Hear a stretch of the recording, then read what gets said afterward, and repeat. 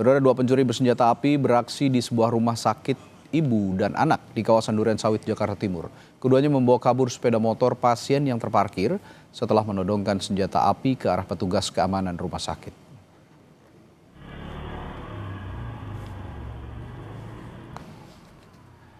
Aksi pencurian sepeda motor pasien di rumah sakit ibu dan anak sempat terekam kamera pemantau CCTV. Pelaku yang berjumlah 2 orang mendatangi tempat parkir motor dan mencuri sepeda motor pasien yang terparkir dengan menggunakan kunci letter T.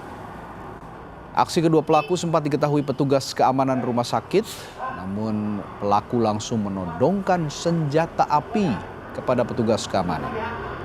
Polisi langsung melakukan penyelidikan di lokasi kejadian dengan memeriksa sejumlah saksi serta kamera CCTV di lokasi kejadian.